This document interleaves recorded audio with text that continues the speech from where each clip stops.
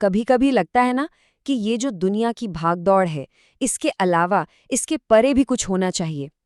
तो आज हम लोग श्री हित प्रेमानंद जी महाराज के दिखाए उस रास्ते की बात करेंगे, एक ऐसा रास्ता जो हमें भ्रम से निकालकर सच की रोशनी में ले जाता है। तो चलिए इस आध्यात्मिक सफर पर निकलते हैं। देखिए, इस पूरे रास्ते का जो आधार है वो इसी एक सच पर टिका हुआ है। ये दुनिया, हमारे रिश्ते, हमारी सफलताएं, सब सब एक सपने की तरह हैं। हो सकता है सपना बहुत सुंदर हो, लेकिन है तो बस पल भर के लिए। और जैसे ही कोई आध्यात्मिक रूप से जागता है ना, ये सपना टूट जाता है। तो आखिर वो कौन सी उलझन है जिससे हम सब जूझ रहे हैं? इस आध्यात्मिक मार्ग के हिसाब से देखें तो ये उलझन है दुनिया के मायाजाल में फंसे होने की। चलिए जरा समझते हैं कि आखिर ये माया है क्या चीज। इसको ऐसे समझिए जैसे कोई जादूगर का शो चल रहा हो, जहां सब कुछ एकदम असली लगता है ना, पर असल में होता नहीं।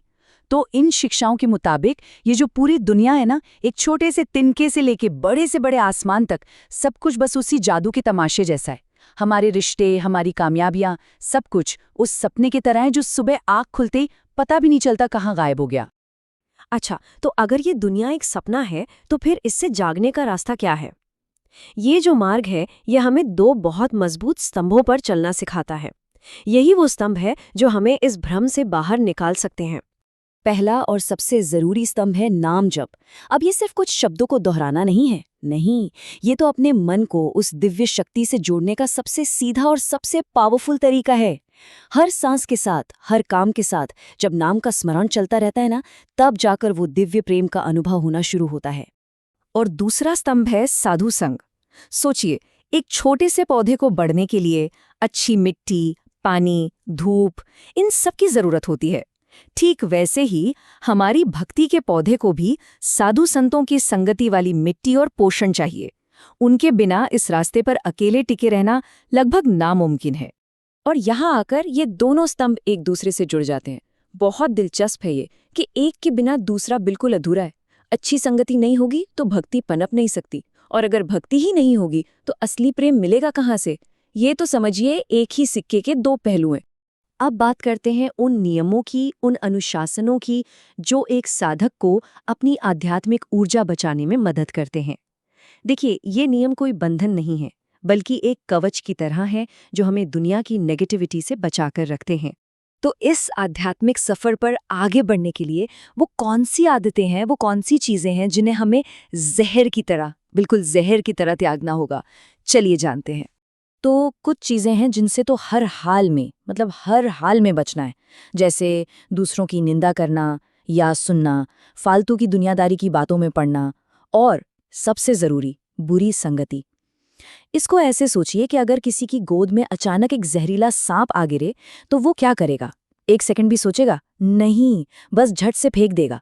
बुरी संगति ठीक उसी सांप की तरह है, उसे फौरन छोड़ देना ही सही है। और अब वो आदतें जो हमें विनम्र बनाती हैं। सादा भोजन, इंद्रियों को शांत रखने के लिए, साधारण कपड़े ताकि अहंकार न आए, अपने लिए सम्मान की इच्छा कभी न करना, और दूसरों में ईश्वर का रूप देखना। असल में ये छोटे छोटे कदम ही हमें उस बड़े आध्यात्मिक लक्ष्य की तरफ ले जाते हैं। देखिए, बातें करना, सुनना, सुनाना तो आसान है, लेकिन इन शिक्षाओं को असल जिंदगी में कोई कैसे जी सकता है? चलिए एक ऐसी कहानी सुनते हैं जो वैराग्य की एक सच्ची मिसाल है। ये कहानी सच में हैरान कर देने वाली है। ये कहानी है रघुनाथ दास गोस्वामी की। जरा कल्पना कीजिए, एक तरफ अरबों की संपत्ति है, नौकर चाकर हैं, महल हैं, और दूसरी तरफ सब कुछ छोड़कर फकीरी का जीवन। उन्होंने वो रास्ता चुना जिसे दुनिया शायद पागलपन कहेगी, लेकिन जिसमें उन्हें असली शांति मिली। उनका ये वैराग्य कोई एक दिन में नहीं आया था, ये एक पूरी यात्रा थी। सबसे पहले उन्होंने धन को ठुकरा दिया, फिर मान सम्मान की परवाह छोड़कर मंदिर के बाहर भिक्षा मांगने लगे। जब लोगों ने उन्हें पहचानना शुरू कर दिया तो उन्होंने वो भी छोड़ दिया और अन्न क्षेत्र से बचा कुचा अन्न खाने लगे। और अंत में वो उस अवस्था में पहुंच गए जहां वो ऐसा सड़ा हुआ प्रसाद खाते थे जिसे जानवर तक नहीं छूते थे। और इस कहानी का सबसे शक्तिशाली, सबसे पावरफुल मोमेंट तब आता है जब चैतन्य महाप्रभु उन्हें वो सड़ा हुआ प्रसाद खाते हुए देखते हैं। वो रुकते हैं, उसमें से एक निवाला छीनकर खुद खाते हैं और कहते हैं, इतना स्वादिष्ट अमृत और तुम इसे अकेले अकेले खा रहे हो। ये हमें सिखाता है कि जिसे दुनिया कचरा समझती है, हो सकता है सच्चा आध्यात्मिक खजाना उसी में छिपा हो। रघुनाथ दास गोस्वामी की ये कहानी हमें उस एक गुण तक ले जाती है जिसके बिना ऐसा वैराग्य असंभव है, बिल्कुल नामुमकिन। और वो गुण है दीनता, यानी खुद को सबसे छोटा, सबसे विनम्र समझना। अभिमान और दीनता में जमीन आसमान का फर्क है। अभिमान एक ऊंचे पेड़ की तरह है जो तूफान में सबसे पहले टूटता है। ये माया को चुनौती देता है और नतीजा ये हमें गिरा देता है। वहीं दीनता घास की तिनके की तरह है जो हर तूफान में झुक जाती है लेकिन टूटती नहीं। जब कोई साधक खुद को तिनके से भी छोटा मान लेता है तो माया की नजर उस पर पड़ती ही नहीं, वो उसके लिए अदृश्य हो जाता है। यही है दीनता की असली शक्ति, सुरक्षा। तो आखिर में सार बस इतना सा है कि सच्ची सुरक्षा, असली सिक्योरिटी बाहर की चीजों में है ही नहीं, वो तो अंदर के भरोसे में है, उस समर्पण में है। और ये बात हमें एक बहुत गहरे सवाल के पास लाकर छोड़ देती है कि क्या हम सब दुनिया पर भरोसा करना छोड़कर उस एक दिव्य शक्ति पर पूरी तरह से निर्भर होना सीख सकते हैं? इस पर जरूर सोचेगा।